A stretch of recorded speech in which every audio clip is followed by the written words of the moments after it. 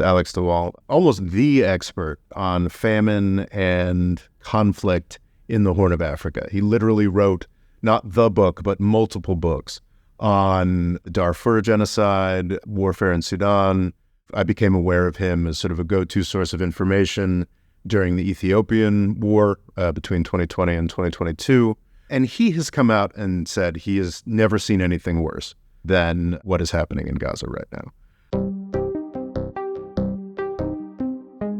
Hello, Rob. How have you been this week? No real complaints. Just thinking about how depressing today's episode is going to be, mostly. Are you very upset that you've nearly been kicked off YouTube? Yeah, that doesn't help my general mindset, that's for sure. But it's part of just a larger sort of corruption or warping of public discussion that I think we've seen in the United States. For those who are not following my Instagram, where I complain about this at great length, the More Freedom Foundation Instagram site, I was threatened by YouTube, threatened that my entire livelihood, my entire archive on YouTube would be deleted because of comments that I was making on my own YouTube channel that could be interpreted as But that's hate because speech. you were criticizing the second season of The Office. Like, I'm pretty sure they should have not even warned you for that. I know, right. That's clearly the main focus of my commentary on YouTube is television criticism, because what's more important, Rory, than the era of peak television? That's not, in fact, what happened. It probably won't surprise you much to hear that what I was discussing that triggered, after a decade of saying very, very controversial things on YouTube, what triggered this advanced scrutiny from YouTube was my speaking honestly, and yes, sometimes quite strongly, about the role of Israel and what Israel has been doing over the past 6 months. And I think we were already intending to do this anyway, but it just underlined how important it is to continue talking about what the U.S. government and the Israeli government is continuing to do in Gaza, which is a horrific crime against humanity that is somehow still going on 6 months later.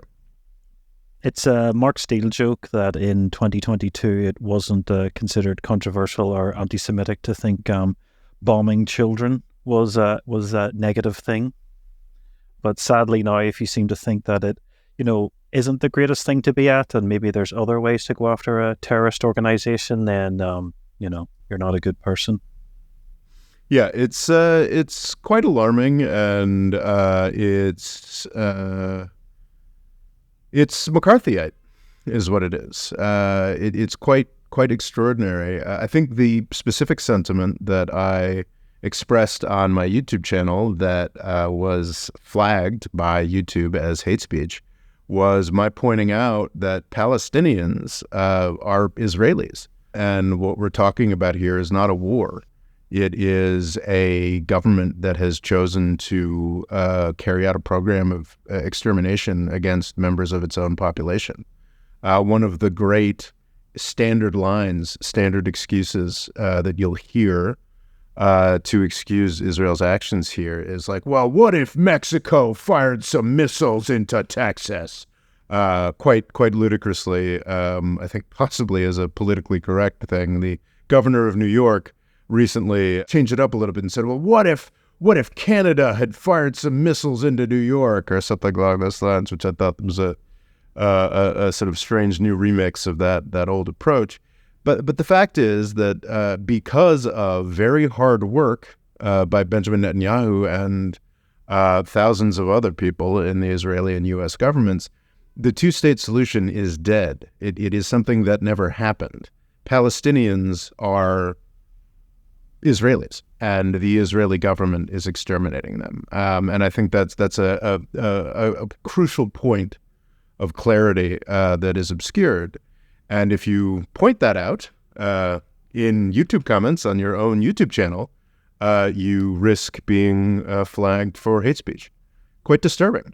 To be clear, I'm not really that worried about what this is going to mean for my YouTube channel. I'm definitely probably going to stop mentioning genocide less in my comments, but I'll probably start mentioning genocide more in my content because I think there is a wider remit for what can be said in content. I mean, who knows? Perhaps I will no longer have a YouTube channel this time next month, but I think that's my operating assumption at this point. But I am going to be more careful in how I respond to comments going forward because I definitely don't want to end up in YouTube's Kafka-esque no reprieve kind of system where some algorithm can tell me whether or not I'm allowed to continue producing, continue doing what I've been doing for a decade. How deep have you been researching Gaza, keeping up to date? Because I just find it so depressing. Like, I've literally seen one little snippet on a feed the other day, and it was a child who was terrified because there was thunder. So she thought it was Israeli, planes and bombs coming again. And that, it gave me I couldn't sleep. It gave me like a weird dream where Gaza was in America and it was just constantly being like harassed. So are you getting into the weeds of this? Or are you kind of like, for your own sake, keeping a distance? Well, I've had a long-standing policy going back to 2014 when I sort of started doing my channel full-time, and the Islamic State was making a big splash back then with a lot of videos of killing people. And I've had a very firm policy simply not looking at any of that. I consume a lot of my news still through Twitter, and I'm quite good at simply closing my eyes and not... I don't look at footage of any kind of footage coming out of Gaza. It's not actually useful for any kind of determination. I mean, anything can be very subjectified, and the only thing that looking at dead bodies from Gaza would do would be to make my mindset even worse than it already is. It's quite depressing enough to read the stories and have a sort of literary concept of what's going on there. I don't feel that I need to look at the dismembered bodies of children or the starving children imagery that is certainly constantly on offer. I'm already angry enough. Thank you very much. Perhaps for some that is useful to have that imagery provided, and perhaps some need that. I don't think that is conducive to a sensible analysis. So basically, to answer your question, I sort of guard myself from the imagery, but the reading about it is quite disturbing enough. As far as following it day to day, no, I do not. I do not like dive into, where, how is Israel progressing along this or that corridor, and which hospital are they blowing up today? That's not really, I don't see much value in that. It's following things in the aggregate. And also, we don't know what's going on in Gaza at all because the Israelis refuse to let any journalists through. And quite a lot of the ones that do go through get killed. Yes, a quite intentional and concerted, even before October 7th, a quite intentional and concerted policy of murdering journalists. Even an American citizen about a year ago who was murdered by the Israeli military long before October 7th. But I think since October 7th, it's well over. And it was interesting. I was in Vietnam recently, and there was a display in the War Remnants Museum in Hanoi talking about all of the many foreign correspondents that were killed in Vietnam. And the number... they had two separate numbers. It was kind of interesting. I think perhaps one was the foreign correspondents. Then they had added in a number to include Vietnamese correspondents that had been killed. So it was like something like, so it was 100. The larger number, the smaller number was 77. The larger number was 140. This is 140 journalists killed over 20 years of war. In one of the most infamous wars of the 20th century. This is in not both the French and American eras of the Vietnam War. So this is going from the 1950s through the entirety of the 1960s and the 1970s. About 150 people killed, 150 journalists killed. The past 6 months of war in Gaza, my understanding is we are closing in on 200 journalists killed. Yeah, well, I'm seeing reports here, definitely at least 103. Oh, 103? Is that where we're at? Okay, so I guess I apologize. Killed in 150 days. And that recording, we're at day 181. Yeah, 180 days in, and we're at 2/3 as many journalists killed as in 25 years of war in Vietnam. It is just one small indicator of what an extreme and horrific set of circumstances we're dealing with here. And the obfuscation is systematic. If you get your news from cable news or network news in the United States, just nobody's even thinking about this math. Nobody's even raising this question. I do think we are reaching a point. I certainly wouldn't go so far as to describe anything as hopeful at this point, 6 months into this conflict. But I do think, despite the incredible efforts, despite the digital McCarthyism, despite the very concerted effort of people going from the President of the United States to people in power across the media and government sphere in the United States, despite all of that, I think we are reaching a point, as of this recording, of pretty widespread fatigue and horror at what is being done here in Israel's name and with the United States' approval and money. I think the extent of the moral stain is becoming clearer and clearer. Where we stand right now is, my understanding is, this is limited understanding, is that there's actually been a fair amount of pullback of Israeli forces at this moment. I think in response to some of the events of the past couple of weeks, in part, but also in part so that they can marshal forces for new horrific offensive that they want to undertake. And I think it's possible, entirely possible, that by the time this is uploaded, this will sound like a forlorn hope and a sad naivete. But it is possible that because of the fortuitous accident, horrifically fortuitous accident of the Israeli Defense Forces' savagery managing to kill a bunch of white people, it's entirely possible that this pullback in preparation for the Rafah offensive may end up just being a pullback. And that would be extraordinary, but that is nothing to rely upon. And it's entirely possible that by the time this is uploaded, we'll be talking about an entirely new era of savagery and destruction. Phase of the war. Yeah. I think there's a couple really sort of basic things that are worth pointing out here. There was kind of a absurd poll result came out a couple weeks back talking about the fact that something like half of Americans polled, or maybe it was just 25%, didn't know that more Palestinians had died in this conflict than Israelis. Wow, that's incredible. Which is kind of an extraordinary thing here. On October 7th, there was a horrific attack carried out by the terrorist organization Hamas that killed 1,200 Israelis. In the time since, I believe the Israeli... Yes, injured 5,400. Yeah. In the time since, I believe the Israeli government has been somewhat cagey about the numbers, but I think it's significantly under 1,000 Israeli soldiers have died. The current generally accepted number of deaths in Gaza is 32,000 or something along those lines. And not just the lefty... UN has come out with 32,000, which is still, the UN's not known for being quick. Yeah.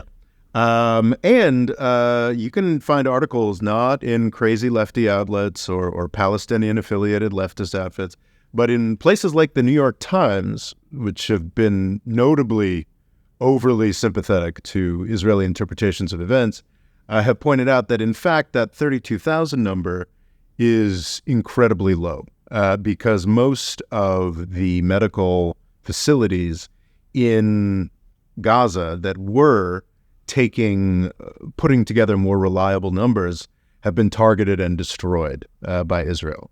So the people who are actually recording the numbers are a lot thinner on the ground.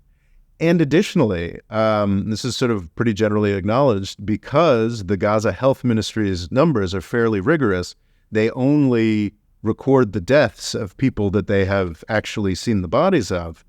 When you consider the fact that wide swaths of Gaza have been leveled and there are bodies within those structures, that have not been recovered. It is very easy to conclude at this point that somewhere along the lines of 40,000 or even 50,000 Gazans have been killed.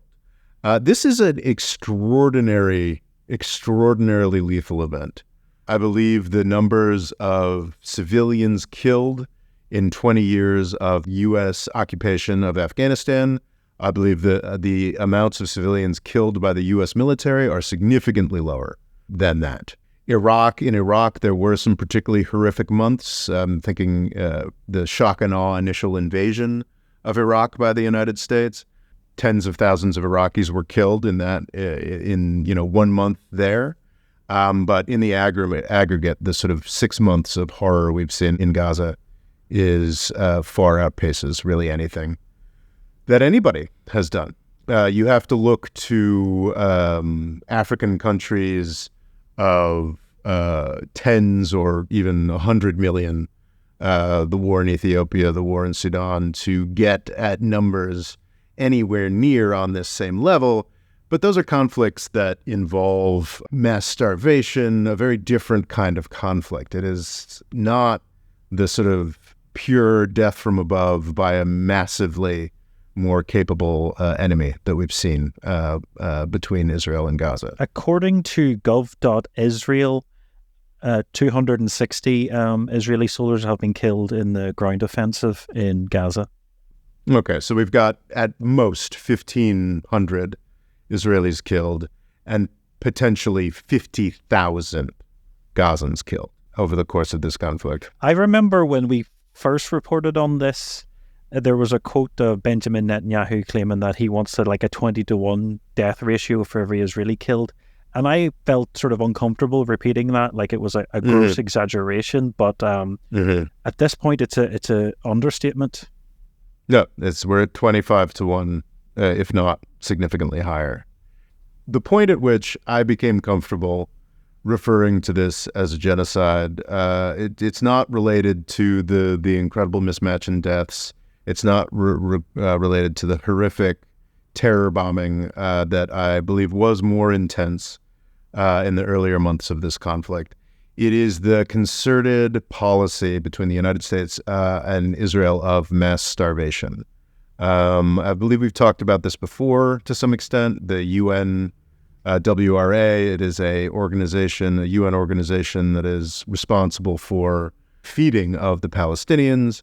At about almost, I think, the exact day, or was it the same week that the ICJ provided a ruling that it was plausible that Israel was committing genocide, Israel launched a new aspect. 265,000 people facing critical levels of food insecurity.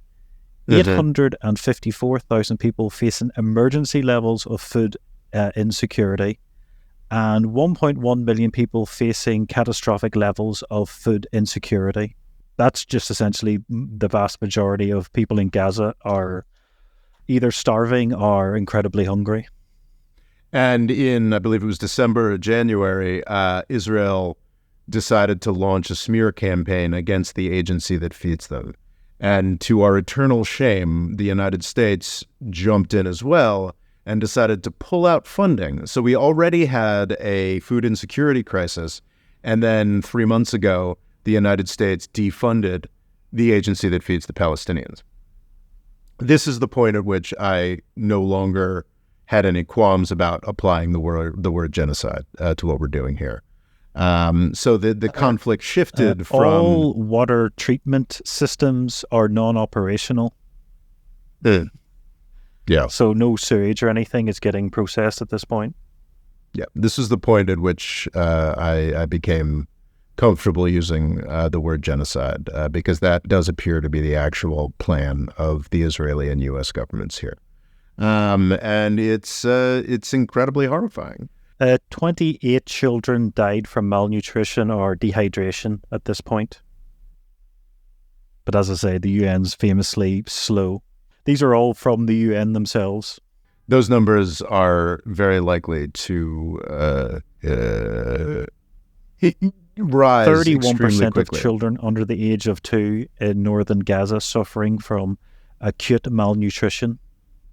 One of the most telling comments for me was from a guy named Alex DeWall.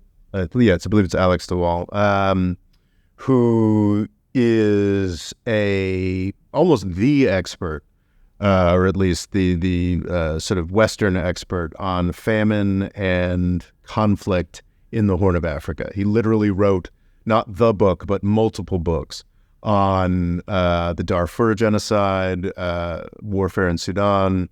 I became aware of him as sort of a go-to source of information during the Ethiopian war between 2020 and 2022. And he has come out and said he has never seen anything worse than what is happening in Gaza right now.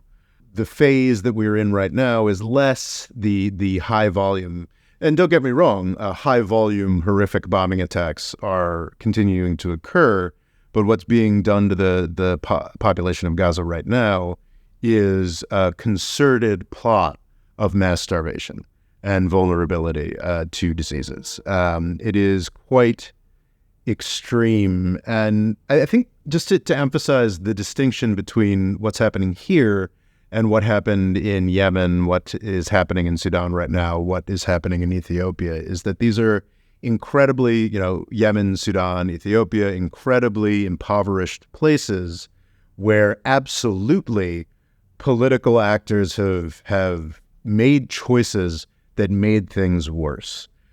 These are in places with a baseline of precarity, just the very nature of existence in these places, in part due to 20 decades of war and insecurity, are much more fragile.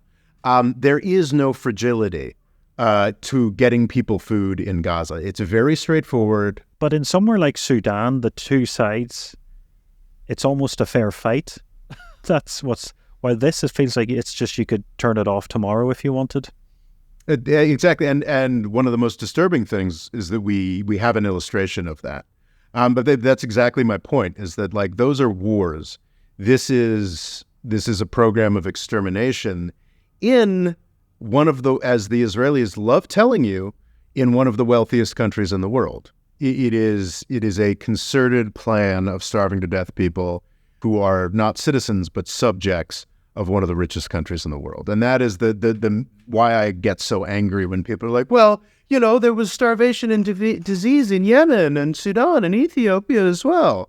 Yeah, but that wasn't like, and in some of those places, that was the plan as well. But as you said, it was in the context of a war, of actual dispute between political actors to which there was some question. And quite often the old saying about a war is you can choose when to start a war, but not when to end it. So I'm sure once, these actors chose to go down this path, they can't just say, oh, no, let's just call it even. But this is just a completely different thing entirely, whatever this is. And very rarely do you ever hear, when people argue, is something a genocide, is something not a genocide?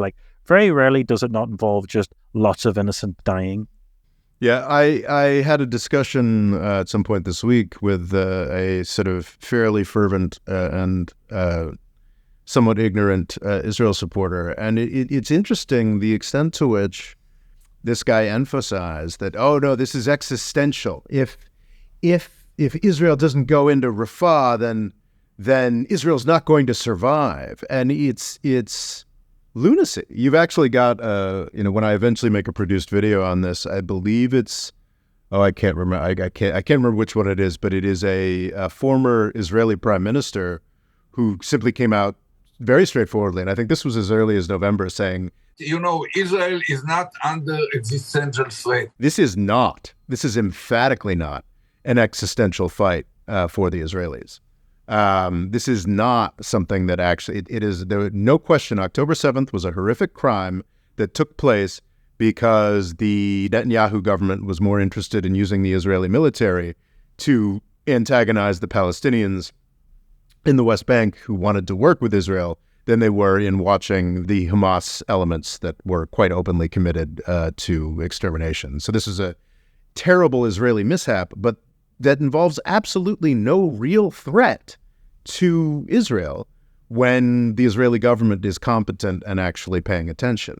But it's to believe that you can continue carrying out this program of extermination, you have to fool yourself into believing that Israel is in some kind of danger. Were Israel in some kind of danger, the kind of danger that the Israeli government is working very hard right now to manufacture by trying to start a war with Iran, if Israel were in serious danger, then what the Israeli government is doing in Gaza would still be horrific and unforgivable, but it would be understandable to some degree.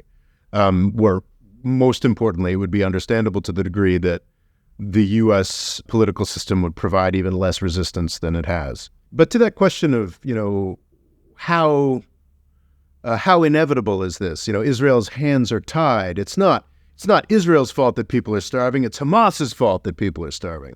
Well, we got a really concrete answer to that question, to that issue, in the events of April 1st and the aftermath. A group of aid workers from World Central Kitchen, I believe is the organization, were attempting to provide aid on approved Israel Defense Forces approved routes that they had cleared with the Israeli Defense Forces ahead of time in clearly marked World Central Kitchen vehicles, and they were massacred. 7 aid workers were killed. Crucially, they were, or at least a significant portion of them, were white people.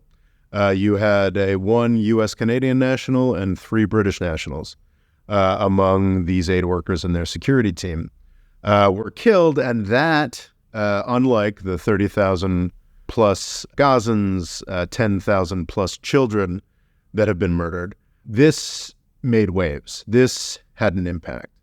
And very quickly, the most important player in this ongoing genocide, Joe Biden, felt that he had to actually, instead of providing these sort of on background, oh gosh, Joe Biden's so angry, he's just broken up, he's so sad, he really wants Netanyahu to do more stories that we've been getting since October, he actually had a stern phone call with Benjamin Netanyahu. And immediately, a whole bunch of crossings that couldn't possibly be opened were opened, and barely 100 aid trucks that were going in a day instantly jumped up to 300, 400 aid trucks a day.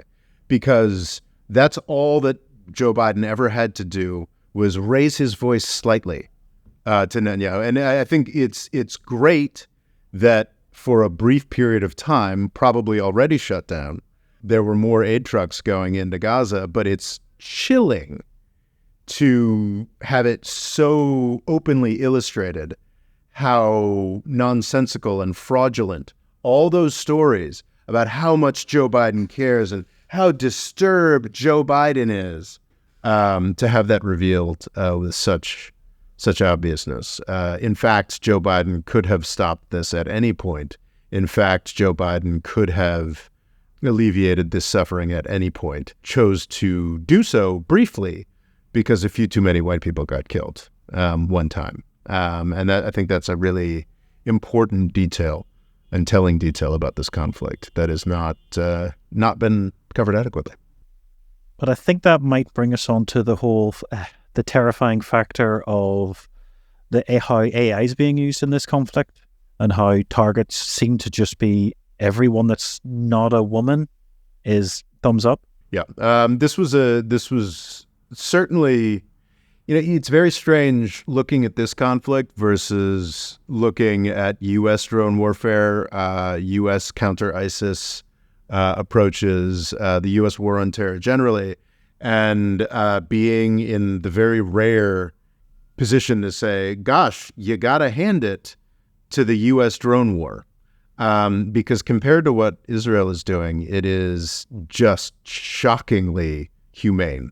I think there's this assumption that the Israeli military has the same principles and the same approach that the U.S. military had or has in its ongoing war on terror, and that is not the case. So if I'm correct, the U.S., the way they use drones, so I think these would be sort of like, these are top-tier drones that cost, over $1 million, and they're about the size of a small plane. And what they'll do is basically monitor. They have a station, isn't it, in Texas? And they monitor, an individual. They'll see when they leave. They see when they go to the shop. They see when they buy such and such.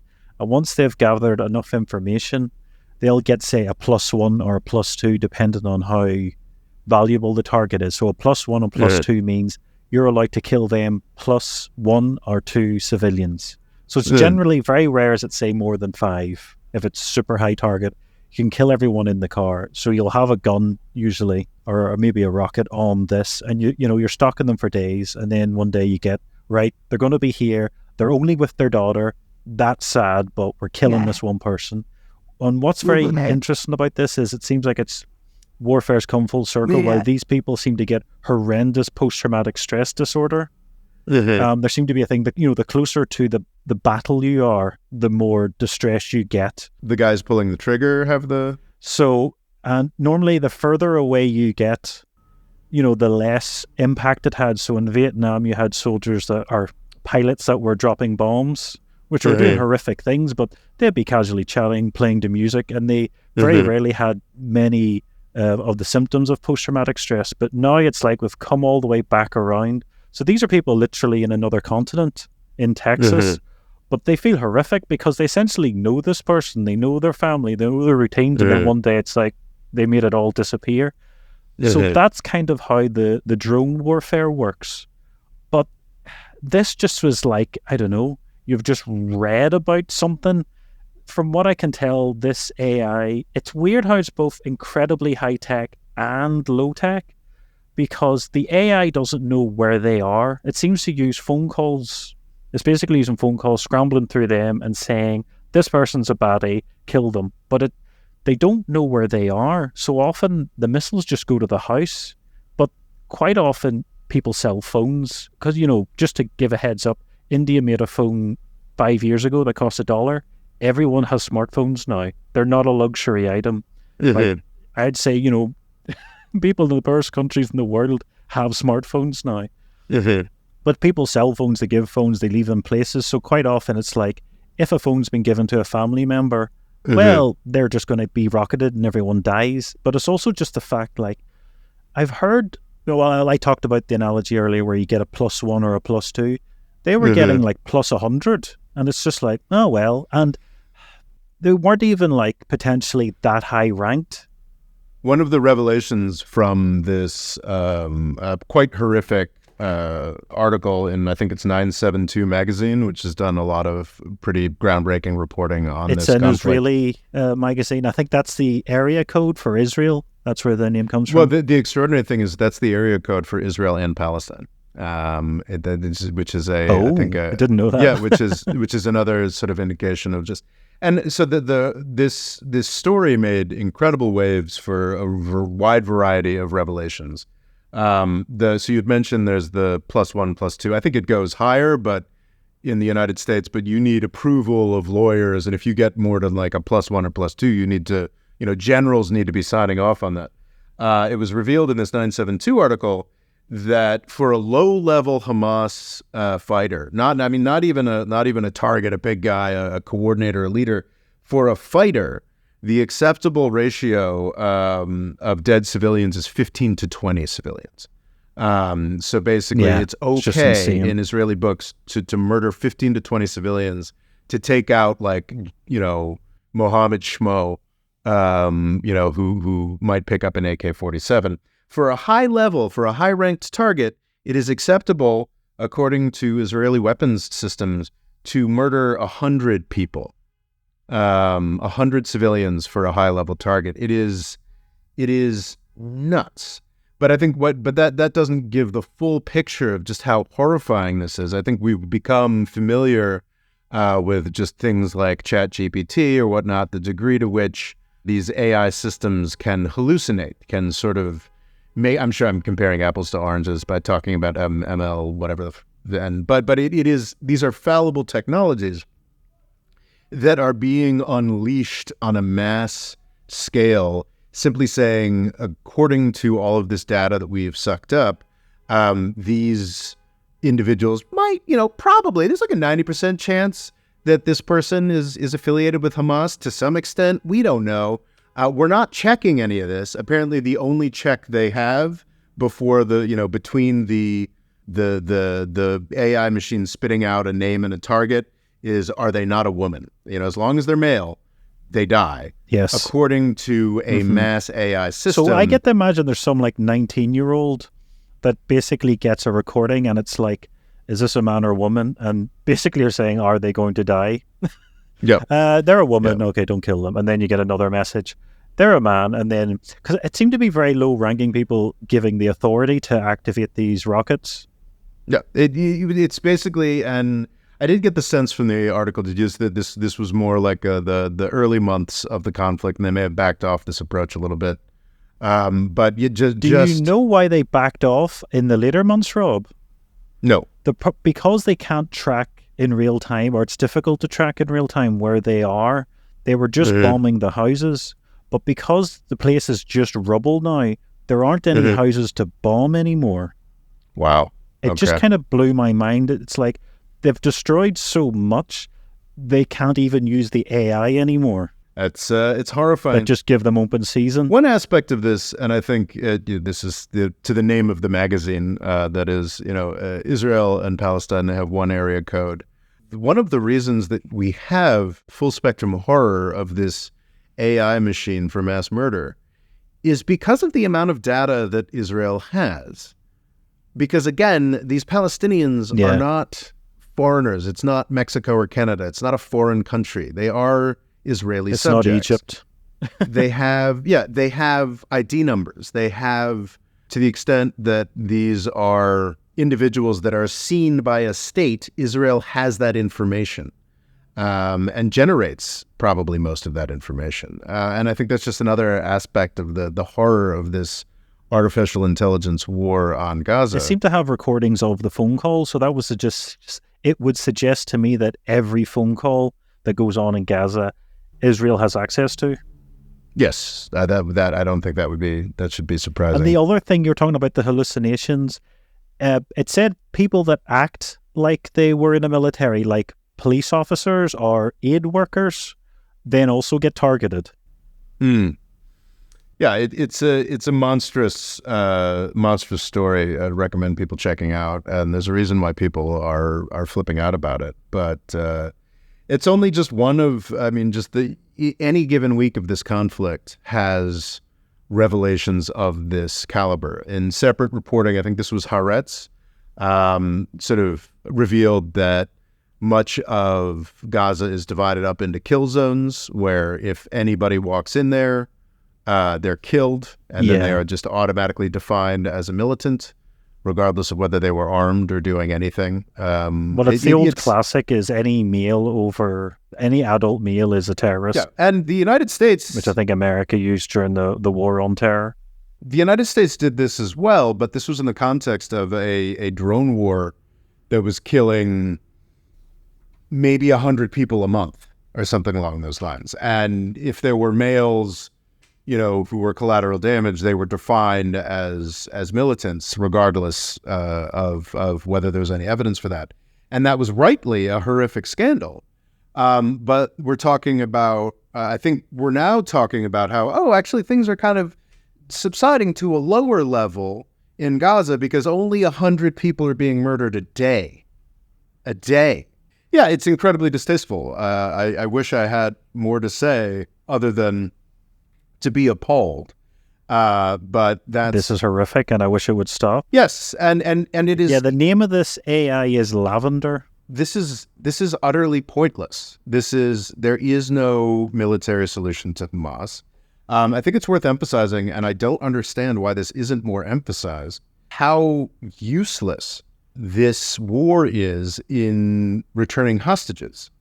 I, as we've made clear, was against this punitive expedition to Gaza from the start, but it was obvious in October that there was no question that Israel was going to go in here. I recognized the political necessity of that, though I saw the pointlessness of it from the get-go.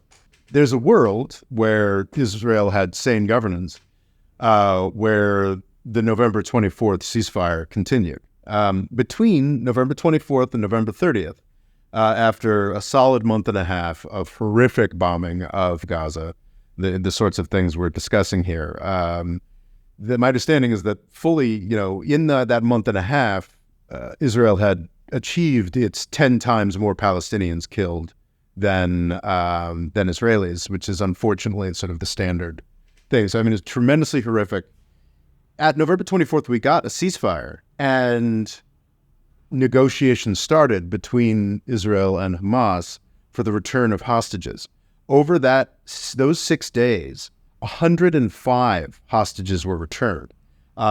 In the initial attack on October 7th, I've seen different numbers, but it's somewhere between 240 and 250 hostages were taken on October 7th. In those 6 days of ceasefire, 105 of those hostages were returned. And there was every potential for that process to continue. Had that ceasefire continued and continued to be extended, I would imagine that most of the 100, probably less than 100 remaining hostages would be returned. The entire story and history of Israel's violent assault on Gaza has, I think, returned 2 hostages. I think they've successfully returned 2 hostages alive through violent attacks versus 100 hostages returned by ceasefire. So this whole we're doing this for the hostages, we must bring them home. Well, if you want to bring these hostages home, you need a ceasefire. And didn't they admit to killing 2 or 3? Oh yeah. So that was the horrific story of a month or 2 back, where 3 Israeli hostages waving a white flag, I think some of them shirtless, were shot down because that's just the Israeli policy for treating young men in Gaza. Yeah. So yeah, they had been freed somehow and were running towards Israeli lines, no doubt gleeful and happy to be finally released from their horrific captivity, and they were gunned down by the Israeli Defense Forces. And those are only those 3 are only the Israeli hostages killed by Israeli bombs and guns that we know about. One of the saddest stories, I think, coming out over the past day, as of this recording, is the fact that that Hamas isn't sure that it can find 40 hostages for a prisoner exchange. This does not mean that of the 130 hostages that were supposed to be left, that all of them are dead or 90 of them are dead. It's for the first stage of a ceasefire that is being negotiated between Israel and Hamas. There's a certain categories of hostages that are meant to be released. Old, elderly men, women, this, that, the other thing. And it has been revealed that Hamas is not confident that it can find 40 such hostages, even though on the list of hostages there are 40 such. So it is, in the context of Gaza, which is being indiscriminately bombed, it is unquestionable that at least a handful, and possibly many more than a handful, of these Israeli hostages have been killed by Israeli bombs. Because it's not about the hostages. Another horrific thing I heard was a couple of years ago, 3 Israelis were kidnapped, but they were killed. But the Israeli Defense Force knew they were dead, but didn't release it to the public because it'd give them an excuse to do a lot of killing, essentially. So I just worry that maybe some or all of these remaining hostages are dead, but they're just not saying so as an excuse to keep the killing going. Well, I don't think they're all dead, but there are certainly, I mean, as the story today indicates, more of them are dead. More of them are dead than Hamas wants to admit, because these are bargaining chips for Hamas, even though the Israeli government doesn't actually seem that interested in returning them alive. I'm surprised at how little Hamas's demands are not talked about. They want basically a lot of who are referred to as prisoners. Is it a couple of thousand? Now, you may say prisoners have committed a crime, but a lot of these people, it would seem, haven't. So you could see them as hostages themselves. They want sort of a prisoner exchange you could talk about, or a hostage exchange. But you never hear, I know the cliche of mainstream media, but it's never like, let's look at this side of things. Let's look at who does Israel have in prison? Because apparently a lot of them are juveniles as well. Like, It just feels like, oh, they have the hostages, so we have to kill all the children. Yeah, no, it is insane, frankly. And the degree to which these questions are just unexamined. There's now a whole genre of U.S. congresspeople saying incredibly ignorant and bigoted stuff. I think there was actually a U.S. representative in recent weeks saying that we should nuke Gaza, which is, insane on a number of levels. Yeah, I think I heard that. I don't think they know how nuclear weapons work. No, well, a lot of representatives don't know much at all.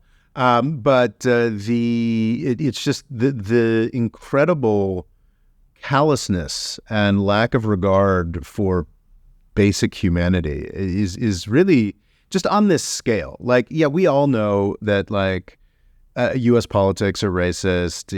Nobody cares about people of color, this, that, and the other thing. But to see it on this scale, and the viciousness and the bloodlust around it is quite extraordinary. There's this standard reply. I think it's finally fading on YouTube or whatnot of just like, well, if Hamas would just surrender and turn over all the hostages, then we'd stop killing all these children. And it's like, that's not an argument that makes you look very good. That's a war crime. Like that argument, like, Israel can't come out straight out and say that that's what their goal is, because that would be a war crime. Like, that's called collective punishment. That is not something you're allowed to do under the laws of war. But it kind of feels like, say you had someone hostage rob, and I just started shooting all your neighbors. Yeah. And it's like, better let that hostage go. It's just sort of, I don't know, terrifying lunacy. Yes. No, it's insane. And it's what's extraordinary is the extent to which it's mystifying to people when you bring this up. There have been signs in recent weeks, hopeful signs, that we're kind of moving beyond this a bit. I think it's possible. I'm not saying it's likely. I'm saying it's possible that we won't have an offensive in Rafah. It's worth mentioning, so this is Rafah, where over 1 million Gazans are now seeking refuge because they were forced down there by the Israeli military. And now the Israeli military... Along the Egyptian border. Yeah, it's along the Egyptian border. And now the Israeli military is saying, sorry, now we've got to go in and do to that place where 1 million people are living what we did to the rest of Gaza. Those are the stakes right now. That is what Netanyahu, I think, in recent days has announced. We've set a date. We're going to do this. And I think there needs to be... Joe Biden, if Joe Biden wants to, he can tell him not to do that, and he will not be able to do that. But Joe Biden has to be convinced. And I think that effort of convincing him may be happening. I think the most important things worth mentioning, we haven't mentioned yet, have got to be the results in the primaries for the Democratic nomination for president. This is not an open contest. It has not been at any point. There were a couple challengers to Biden that nobody takes very seriously. However, he has, in state after state, failed to earn more than 90% of the vote because of I think it's called the uncommitted movement more broadly, though there are different dynamics in every state because, of course, the U.S. electoral system is a complete mess. But it is a movement of, it seems like in multiple states now, over a dozen states at this point, over 10% of the electorate has simply either handed in a blank ballot or filled in the bubble for uncommitted or whatever is relevant in that state. It's becoming clear, becoming illustrated to Joe Biden that 10 to 20% of his electorate is fed up with this and is no longer going to accept this. And I think that's probably making an impression because especially in places like Wisconsin and Michigan and Pennsylvania, losing that 10% of his vote means that he doesn't get to be president again. So I think that's having an impact. But also aren't young people, say, under 30s, massively in favor of Palestine because, they watch things like TikTok where Israeli soldiers show the day in the life? Because I remember hearing an American senator basically saying, this used to be a left and a right thing. It's not anymore. It's a young and old thing.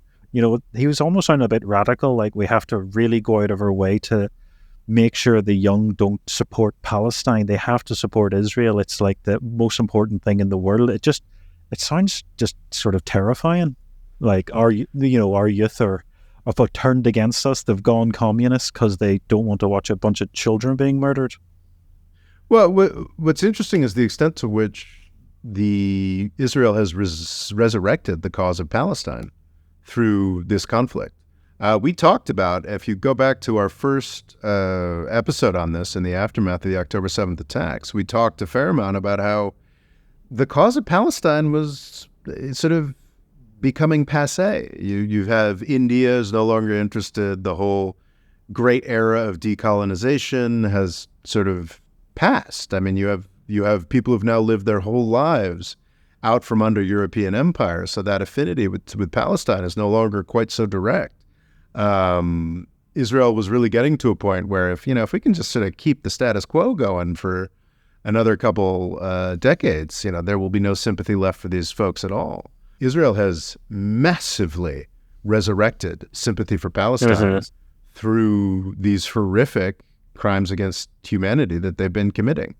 The sheer scale of death and abuse is quite extraordinary, and what that's done for the cause of Palestine is massive. Now, I don't know whether 50 years from now those Palestinians are going to be centering their resistance from Cairo or something along those lines, but I am much more confident now than I was on October 6th that there will be a Palestinian cause 50 years from now, making very similar arguments against Israel. And I think that, people talk a lot about how, the United States is subservient to Israel, this, that, and the other thing. It's like, well, Israel's interests are not being served. Very little in the Netanyahu administration has done anything for Israel. It's done a lot for U.S. weapons companies, that's for sure. But it has done nothing for the long-term cause of Israel. And I think that's probably as good a note as any to end with. Just the in the most horrific way possible. Are you seeing any hope? Is there anything you consider to be like, this could be the end and possibly something good could come of this horrendous situation? Well, those poor aid workers for World Central Kitchen do seem, it's possible. This could seem laughable listening to this from a month from now, but it does seem possible that they may have provided sort of an inflection point. Because there's so much supporting them coming from behind. There's the revolt of Biden's voters. There's the growing realization across Europe, even among countries that were very supportive of Israel in October, that, oh God, this is horrible. These sort of combination of factors, and it's possible. It's within the realm of imagination. I'm not saying it's likely, but it's possible. So I think when you look into the detail, was there not like a rescue team that basically says, we're going to rescue these ones, and they told the Israelis, and they got bombed as well? Like, it's just so incredibly cruel and malice. It was a three-part, there were three separate cars, and they were destroyed in three separate strikes as each of them went to the aid of the other people. There was no question from the get-go. If this were just one strike, Israel would have probably made a more concerted effort to describe it as some kind of error or mishap, or Hamas did it. But it was just so blindingly obvious. Because even ones that seem to support Israel, because there's a radio presenter called, is it Nick Ferrari? And he came in one morning very early and he says, I'm just going to read everything on this. And he basically was like, I can't, support Israel really anymore because, well, the big argument in the UK is, should they be selling weapons to Israel? And they're saying there's no evidence to say that they were British weapons, but there's no evidence to say that they weren't or they were. It's just like, so even people that would have been sort of, just supporting the government line, so that's just support Israel, are now basically like, they can't really muster that support for it anymore. So honestly, one of the most hopeful things that I saw in the past week was actually a Jon Stewart clip. I had complained quite volubly. I don't know if it was on this. I think we did an episode on Jon Stewart a couple weeks back, but it was before he'd finally addressed the Israel-Palestine conflict. And in his first main monologue, I don't know if it was a month ago at this point, he addressed the Israel-Palestine conflict, and it was incredibly disappointing. Like he was just sort of like, this is bad, and maybe a ceasefire would be good. I think he was still trying to make it out like sort of both sides are bad. He was sort of making it out like they were two equal sides. Yeah. Yes. And he was like, the UN is useless. And it was kind of funny and cute in the Jon Stewart way, but it was honestly kind of enraging.